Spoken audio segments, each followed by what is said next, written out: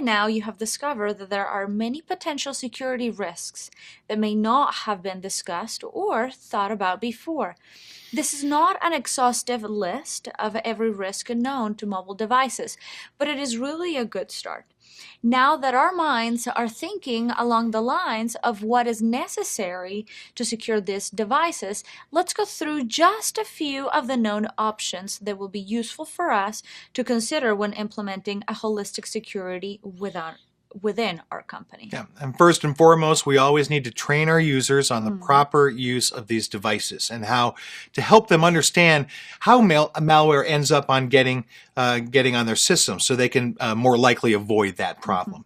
We also need to train them on the use of antivirus on their phones, along with a list of features that have a tendency to increase your risk level and that can be disabled. Now, when it comes to making use of some type of PIN code, password, or even pattern, the best option, obviously, and we've said this before, is a complex password. We have no major issues with using a PIN code as long as it's more than 4 digits, but a pattern is not generally a very good idea. Holding a tablet or a phone just right in the light allows a hacker to see real easily where the user has been sliding their finger, and he can usually guess the pattern fairly quickly. Oh yeah. A few other items that we should be training the user on would be the importance of disabling Wi-Fi and Bluetooth when it's not in use. We should not leave them on all the time. Where are the users downloading their apps? Is it from a trusted source? Do they even know what a trusted source is besides Google Play or the Apple App Stores? If we are to allow these devices to be used for business, we need to make sure our users understand how to determine if an app source is trusted or not. How does one determine whether or not the permissions required to provide are legitimate? There is an app for that as well, an app that will allow us to understand all of the permissions needed by each of the apps we have installed and allow us to see where the app came from. Right. So when a user is connecting back into your environment, are you requiring them to use a VPN, a virtual private network? There are many trusted VPN apps that make this easy to do, and it improves your security.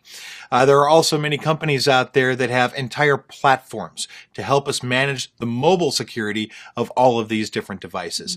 If your workforce is a heavy mobile workforce, take the time to investigate some of these mobile security platforms to simplify the overall management and security of all of these devices.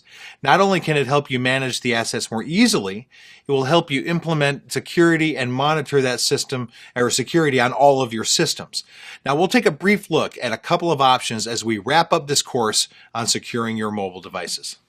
Last but not least, we mentioned earlier in this course that charging stations or any place you may connect your device to USB or to a USB could become a potential avenue of inserting malware on your mobile device. One easy way to prevent that from happening is to make use of what they call a USB combo. This is a small device that you would plug in between your USB cable and the charging station. It does not allow data to be read or written on it, only allows for the device to be charged, and there's no way to circumvent that. It is a very good, simple solution to alleviate one major concern.